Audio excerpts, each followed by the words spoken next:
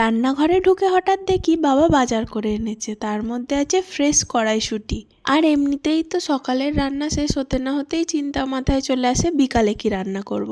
তার মধ্যেই কড়াইশুঁটিগুলোকে দেখে মনে হলো রাতের ডিনারে একটু মাটার পনির বানাবো। সেই মতো তোড়জোড়ও শুরু করে দিলাম। প্রথমে সাদা তেল নিয়ে কড়াতে তাতে হাফ চামচ মতো মাখন দিয়ে পনিরগুলোকে অল্প করে এপিট ওপিট ভেজে নিয়ে পিস করে রাখতে হবে।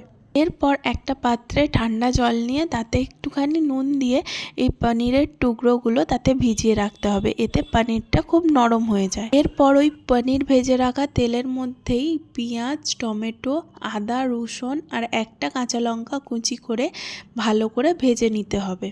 হঠাৎ করেই মাটার পনির বানানোর ইচ্ছা জাগার আর একটা কারণ আছে। আসলে আমাদের বাড়িতে পনিরটা বিশেষত নিরামিষের দিনই হয়ে থাকে, তাই পনিরের এই রেসিপিটা আর বানিয়ে ওঠা হয় না। কড়াইতে আবার নতুন করে তেল গরম করে একটু জিরে, শুকনো লঙ্কা আর তেজপাতা ফোড়ন দিয়ে নিয়ে আগেই দেখলে ভেজে রাখা পেঁয়াজ, টমেটো, কাঁচা লঙ্কা, আদা রসুনের সাথে দুটো পনির দিয়ে আমি একটা মশলা রেডি করে রেখেছিলাম।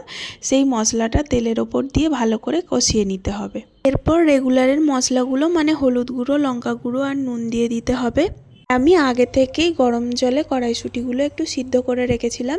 সেই কড়াইশুঁটিগুলো আর পনিরগুলো দিয়ে ভালো করে একটু ফুটিয়ে নিয়ে তার ওপর ধনেপাতা, একটু কাসুরি মেথি ক্র্যাশ করে আর গুঁড়ো গরম মশলা দিয়ে একটু ফুটিয়ে নিলেই রেডি হয়ে যাবে আমাদের মাটার পনির। আর হ্যাঁ, বাটা মশলাটা রেডি করার সময় কয়েকটা পনির দিয়ে নিতে হয়, তার একটাই কারণ গ্রেভির টেক্সচারটা খুবই ভালো হয়।